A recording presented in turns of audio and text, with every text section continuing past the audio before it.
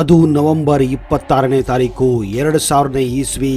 Ratan Kumar alias Vincent Ratnakar Bangera ಅನ್ನುವ ವ್ಯಕ್ತಿ 14 ವರ್ಷದ 9ನೇ ತರಗತಿ ಓದುತ್ತಿದ್ದ ಕುಟ್ಟಿ ರಾಧಿಕಾ ಎಂಬ ಸುಂದರ ಹುಡುಗಿಯನ್ನ ಎತ್ತಿಕೊಂಡು ಮಂಗಳೂರಿನ ಕಟೀಲದುರ್ಗ ಪರಮೇಶ್ವರಿ ದೇವಸ್ಥಾನದಲ್ಲಿ ಬಲವಂತವಾಗಿ ಈ ಹುಡುಗಿಯನ್ನ ಬಾಲ್ಯವಿವಾಹ ಆಗಿದ್ದಾನೆ. ಹೌದು, ಸಿನಿಮಾದಲ್ಲಿ ನಡೆಯುವಂತಹ ಈ ಒಂದು ಸಿನಿಮಾ ಸ್ಟೋರಿಯ ಹಾಗೆ ರಾಧಿಕಾ ಕುಮಾರಸ್ವಾಮಿಯ ರಿಯಲ್ ಲೈಫ್ ಕತೆ ಕೂಡ ಪ್ರಾರಂಭವಾಗಿತ್ತು. ಇಂತಹ ಹಲವಾರು ಏರಿಳಿತಗಳನ್ನ ಕಂಡಂತಹ ಕುಟ್ಟಿ ರಾಧಿಕಾ ಶೆಟ್ಟಿ ಅಲಿಯಾಸ್ ರಾಧಿಕಾ ಕುಮಾರಸ್ವಾಮಿ ಜೀವನ ನಿಜಕ್ಕೂ ಕುತೂಹಲದಿಂದ ಕೂಡಿದೆ. ಬನ್ನಿ, ಈ ಮಂಗಳೂರಿನ ಬಂಟ ಕುಟುಂಬದಲ್ಲಿ ಹುಟ್ಟಿದ ಹುಡುಗಿ ಕುಟ್ಟಿ ರಾಧಿಕಾ ಕುಮಾರಸ್ವಾಮಿ ಆಗಿದ್ದು ಹೇಗೆ? ಮಾಜಿ ಸಿಎಂ ಕುಮಾರಸ್ವಾಮಿಯನ್ನ ಭೇಟಿಯಾಗಿದ್ದು ಎಲ್ಲಿ? ಇವರಿಬ್ಬರ ನಡುವೆ ನಡೆದ ಆಟಗಳು ಯಾವುವು? ಈ ಎಲ್ಲ ಅಚ್ಚರಿಯ ಮಾಹಿತಿಯನ್ನ ಇವತ್ತಿನ ಈ ವಿಡಿಯೋದಲ್ಲಿ ನಿಮಗೆ ತಿಳಿಸ್ಕೊಡ್ತಾ ಇದ್ದೀನಿ. ಅದಕ್ಕಿಂತ ಮೊದಲು ನೀವು ನಮ್ಮ ಚಾನೆಲ್ಗೆ ಹೊಸಬರಾಗಿದ್ದರೆ ದಯವಿಟ್ಟು ಈಗಲೇ ಸಬ್ಸ್ಕ್ರೈಬ್ ಮಾಡಿ, ಜೊತೆಗೆ ಬೆಲ್ ಐಕನ್ ಕೂಡ ಪ್ರೆಸ್ ಮಾಡಿ.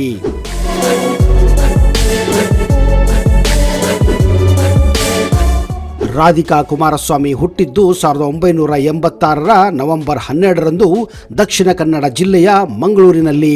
ತಂದೆ ದೇವರಾಜ್, ತಾಯಿ ಸುರೇಖಾ. ಇವರದು ಬಿಲ್ಲವ ಪೂಜಾರಿ ಕುಟುಂಬ. ಈ ದಂಪತಿಯ ಇಬ್ಬರು ಮಕ್ಕಳಲ್ಲಿ ಎರಡನೆಯವಳೆ ರಾಧಿಕಾ ಶೆಟ್ಟಿಗೆ ರವಿರಾಜ್ ಅನ್ನುವ ಅಣ್ಣ ಕೂಡ ಇದ್ದಾರೆ. ರಾಧಿಕಾ ಜನ್ಮನಾಮ ಕುಟ್ಟಿ ರಾಧಿಕಾ ಆಗಿದೆ. ಕುಟ್ಟಿ ಅಂದ್ರೆ ಚಿಕ್ಕವಳು ಎಂದರ್ಥ. ರಾಧಿಕಾಗೆ ಚಿಕ್ಕಂದಿನಿಂದಲೂ ಡ್ಯಾನ್ಸು, ಆಕ್ಟಿಂಗ್ ಅಂದ್ರೆ ಪಂಚಪ್ರಾಣ. ಇದೇ ಕಾರಣ ಶಾಲೆಯಲ್ಲಿ ಕೂಡ ಪ್ರತಿಯೊಂದು ಪ್ರೋಗ್ರಾಮ್ಗಳಲ್ಲಿ, ನಾಟಕಗಳಲ್ಲಿ, ಡಾನ್ಸ್ ಕಾಂಪಿಟೇಷನ್ಗಳಲ್ಲಿ ರಾಧಿಕಾ ಕಾಂಪೀಟ್ ಮಾಡುತ್ತಾನೆ ಇದ್ದರು. ಇದೇ ಕಾರಣ ಓದಿಗಿಂತಲೂ ಅವರಿಗೆ ಡ್ಯಾನ್ಸ್ ಹಾಗೂ ಆಕ್ಟಿಂಗ್ ನಲ್ಲಿ ಜಾಸ್ತಿ ಆಸಕ್ತಿ ಇತ್ತು. ಸಮಯ ಸಿಕ್ಕಾಗಲೆಲ್ಲ ಕನ್ನಡಿ ಮುಂದೆ ನಿಂತು ಆಕ್ಟಿಂಗ್ ಮಾಡುವುದು, ಡ್ಯಾನ್ಸ್ ಮಾಡೋದು ಕಾಮನ್ ಆಗಿತ್ತು. ಆ ಸಮಯದಲ್ಲಿ ಈಗಿನ ಹಾಗೆ ಇನ್ಸ್ಟಾಗ್ರಾಮ್ ರೀಲ್ ಆಗಲಿ, ಫೇಸ್ಬುಕ್ ರೀಲ್ಸ್ ಗಳಾಗಲಿ ಇರಲಿಲ್ಲ.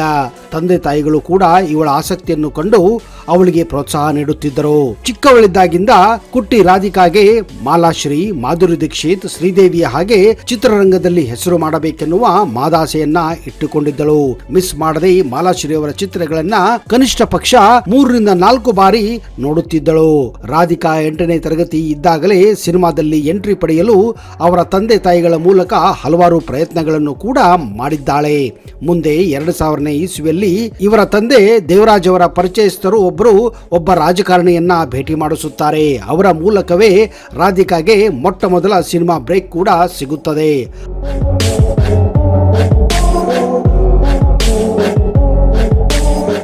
ಆಗ ರಾಧಿಕಾಗೆ ಕೇವಲ 14 ವರ್ಷ, 9ನೇ ತರಗತಿಯಲ್ಲಿ ಓದುತ್ತಿದ್ದಳು. ಇನ್ನು ಆ ರಾಜಕಾರಣಿ ಯಾರು ಅಂತ ಮುಂದೆ ನಾನು ಹೇಳುತ್ತೇನೆ. ಆ ಮೊದಲ ಚಿತ್ರವೇ ಸೃಜನ್ ಲೋಕೇಶ್ ನಾಯಕರಾಗಿ ನಟಿಸಿದಂತಹ, ರಾಧಿಕಾ ನಾಯಕಿಯಾಗಿ ನಟಿಸಿದಂತಹ ನೀಲಮೇಘ ಶ್ಯಾಮ ಚಿತ್ರ. ಸ್ಯಾಂಡಲ್ವುಡ್ ನಲ್ಲಿ ಸ್ವೀಟಿ ಎಂದೇ ಖ್ಯಾತಿ ಪಡೆದಿರುವ ನಟಿ ರಾಧಿಕಾ ಕುಮಾರಸ್ವಾಮಿ ಅವರ ಪರ್ಸನಲ್ ಲೈಫ್ ಹಾಗೂ ಪ್ರೊಫೆಷನಲ್ ಲೈಫ್ ಎರಡು ತುಂಬಾನೇ ಕುತೂಹಲಕರ ಆಗಿದೆ.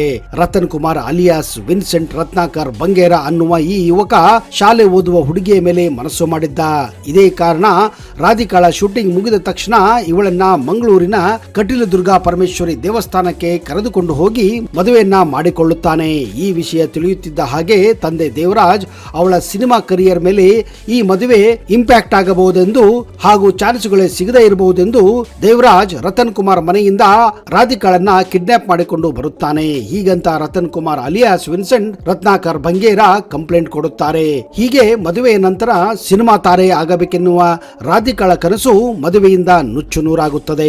ಆದರೂ ಪ್ರಯತ್ನ ಬಿಡದ ರಾಧಿಕಾ ಹೇಗೋ ತಪ್ಪಿಸಿಕೊಂಡು ಅಲ್ಲಿ ಇಲ್ಲಿ ಕೆಲವೊಂದು ಸ್ಕ್ರೀನ್ ಟೆಸ್ಟ್ ಗಳನ್ನ ಕೊಡುತ್ತಿದ್ದಳು.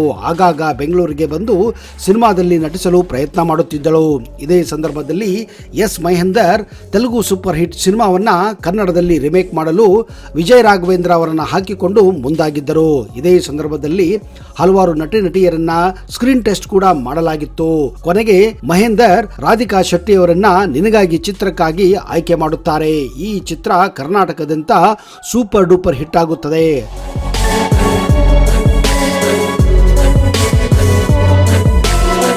ರಾಧಿಕಾ ರಾತ್ರೋರಾತ್ರಿ ಸೂಪರ್ ಸ್ಟಾರ್ ಆಗಿ ಬಿಡುತ್ತಾಳೆ. ಮುಂದೆ ರತನ್ ಕುಮಾರ್ ಅಲಿಯಾಸ್ ವಿನ್ಸೆಂಟ್ ರತ್ನಾಕರ್ ಬಂಗೇರಾಗೆ ರಾಧಿಕಾ ಸಿನಿಮಾದಲ್ಲಿ ನಟಿಸುವುದು, ಬೇರೆ ಹುಡುಗರ ಜೊತೆ ಓಡಾಡುವುದು ಸ್ವಲ್ಪವೂ ಇಷ್ಟ ಇರಲಿಲ್ಲ. ಈತ ರಾಧಿಕಾ ಶೂಟಿಂಗ್ ಮಾಡುವ ಸ್ಥಳಕ್ಕೆ ಬಂದು ಹಲವಾರು ಬಾರಿ ಗಲಾಟೆಯನ್ನು ಕೂಡ ಮಾಡಿದ್ದಾನೆ. ಕುಡಿದ ನಶೆಯಲ್ಲಿ ಅಲ್ಲಿ ಬಿದ್ದಿದ್ದಾನೆ. ಮುಂದೆ ಮದುವೆಯಾಗಿ ಕೇವಲ 2 ವರ್ಷಗಳ ನಂತರ ಮಂಗಳೂರಿನಲ್ಲಿ ಹೃದಯಾಘಾತದಿಂದ ಸಾವನ್ನಪ್ಪಿದ್ದಾನೆ. ಆದ್ರೆ ಈ ಸಾವು ನಿಜಕ್ಕೂ ಒಂದು ಸಂಶಯಾಸ್ಪದವಾಗಿದೆ. ನಟಿ ರಾಧಿಕಾ ಅವರು ನಟ ಶಿವಣ್ಣ ಜೊತೆ ಅಣ್ಣ ತಂಗಿ ಹಾಗೂ ತವರಿಗೆ ಬಾ ತಂಗಿ ಸಿನಿಮಾದಲ್ಲಿ ನಟಿಸಿದ್ದು, ಅವೆರಡು ಚಿತ್ರಗಳು ಸೂಪರ್ ಹಿಟ್ ಆಗುತ್ತವೆ.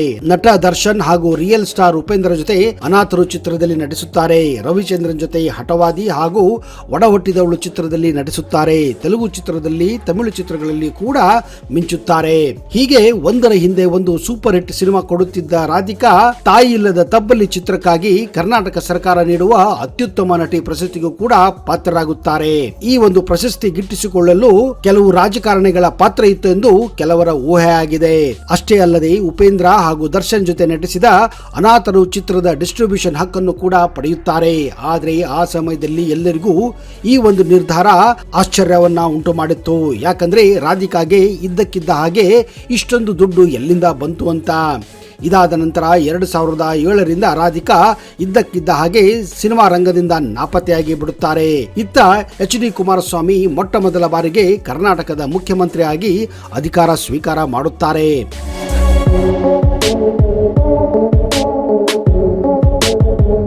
ಮುಂದೆ 2010ರಲ್ಲಿ ರಾಧಿಕಾ ಶೆಟ್ಟಿ ದಿಢೀರಂತ ಮಾಧ್ಯಮಗಳ ಮುಂದೆ ಬಂದು ತಾನು ರಾಧಿಕಾ ಶೆಟ್ಟಿಯಲ್ಲ, ಬದಲಾಗಿ ರಾಧಿಕಾ ಕುಮಾರಸ್ವಾಮಿ, ತಾನು 2006ನೇ ಇಸವಿಯಲ್ಲಿಯೇ ದೇವೇಗೌಡವರ ಪುತ್ರ ಹಾಗೂ ಮಾಜಿ ಮುಖ್ಯಮಂತ್ರಿ ಕುಮಾರಸ್ವಾಮಿಯರನ್ನ ಮದುವೆಯಾಗಿದ್ದೇನೆ, ನಮಗಿಬ್ಬರು ಶಮಿಕಾ ಅನ್ನುವ ಮುದ್ದಾದ ಮಗಳಿದ್ದಾಳೆ ಎನ್ನುವ ಮಾಹಿತಿಯನ್ನ ಎಲ್ಲರ ಮುಂದೆ ಬಹಿರಂಗಪಡಿಸಿ ಇಡೀ ಕರ್ನಾಟಕವನ್ನೇ ದಿಗ್ಭ್ರಾಂತ ಮಾಡಿದ್ದರು.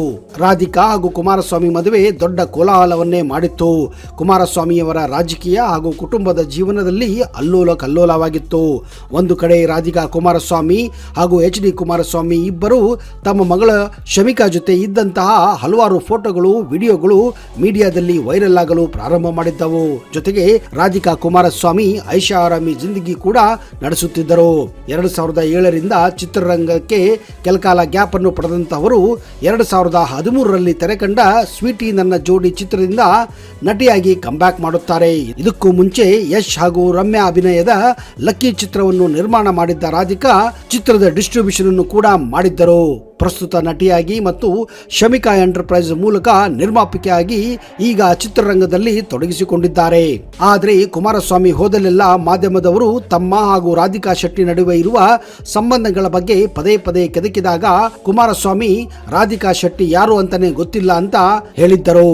ನನಗೂ ಅವರಿಗೂ ಯಾವ ರೀತಿಯ ಸಂಬಂಧ ಇಲ್ಲ ಅಂತ ಕೂಡ ಖಡಾಖಂಡಿತವಾಗಿ ಮಾಧ್ಯಮದ ಮೇಲೆ ಸಿಟ್ಟಾಗಿದ್ದರು.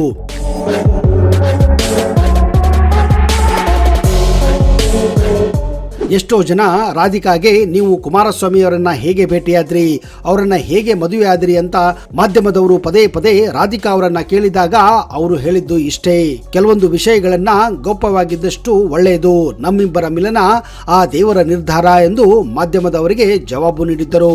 ಕೆಲವು ಊಹಾಪೋಹಗಳ ಪ್ರಕಾರ ಮಾಜಿ ಮುಖ್ಯಮಂತ್ರಿ HD ಕುಮಾರಸ್ವಾಮಿ ರಾಧಿಕಾ ಕುಮಾರಸ್ವಾಮಿ ಹೆಸರಿನಲ್ಲಿ ಬೇನಾಮಿ ಆಸ್ತಿ ಮಾಡಿದ್ದಾರೆ ಎಂದು ಕೇಳಿಬರುತ್ತದೆ. ಅವರಿಗಾಗಿ ಕೋಟಿ ವೆಚ್ಚದಲ್ಲಿ ಲಂಡನ್ನಲ್ಲಿ ಮನೆ, ಬೆಂಗಳೂರಿನಲ್ಲಿ ಜಾಗ, ಹೀಗೆ ಹಲವಾರು ಆಸ್ತಿಗಳನ್ನ ಅವರ ಹೆಸರಿನಲ್ಲಿ ಮಾಡಿದ್ದಾರೆ ಎಂದು ಸುದ್ದಿಗಳಿವೆ. ಆದರೆ ಒಂದು ಮಾತ್ರ ನಿಜ, ಬೆಂಕಿ ಇಲ್ಲದೆ ಹೊಗೆ ಆಡಲು ಸಾಧ್ಯವಿಲ್ಲ. ಕುಮಾರಸ್ವಾಮಿ ಆಗಲಿ ರಾಧಿಕಾ ಆಗಲಿ ಅವರ ಮದುವೆ ಬಗ್ಗೆ ಮಾತ್ರ ಇಲ್ಲಿಯವರೆಗೂ ಯಾವುದೇ ರೀತಿಯ ಸರಿಯಾದ ಉತ್ತರವನ್ನ ಕೊಟ್ಟಿಲ್ಲ. ಆದರೆ ಮಂಗಳೂರಿನ ಕುಟ್ಟಿ ರಾಧಿಕಾ ಸಿನಿಮಾ ತಾರೆಯಾಗಿ ಒಬ್ಬ ಮಾಜಿ ಮುಖ್ಯಮಂತ್ರಿಯ ಮಡದಿಯಾಗಿ ಹಲವಾರು ಜನರಲ್ಲಿ ಕುತೂಹಲ ಹುಟ್ಟಿಸಿದ್ದು ಮಾತ್ರ ನಿಜ. ಆದ್ರೆ ಯಾವುದು ಸತ್ಯ ಯಾವುದು ಮಿಥ್ಯ ಅನ್ನುವುದು ಅವರಿಬ್ಬರಿಗೆ ಗೊತ್ತು ಅಥವಾ ಆ ದೇವರಿಗೆ ಗೊತ್ತು. ಕೆಲವೊಮ್ಮೆ ಫೋಟೋಗಳು ಸುಳ್ಳು ಹೇಳುವುದಿಲ್ಲ. ಏನೇ ಇದ್ದರೂ ಆ ಫೋಟೋಗಳ ಹಿಂದಿನ ಸತ್ಯವನ್ನ ಮುಂದಿನ ಸಂಚಿಕೆಯಲ್ಲಿ ಅಥವಾ ಬರುವ ದಿನಗಳಲ್ಲಿ ನಾವು ನಿಮಗೆ ಕೂಡ ಪರಿಚಯ ಮಾಡಲಿದ್ದೇವೆ. ಅಲ್ಲಿಯವರೆಗೆ ಜೈ ಹಿಂದ್, ಜೈ ಕರ್ನಾಟಕ, ನಿಮಗೆಲ್ಲ ಶುಭವಾಗಲಿ.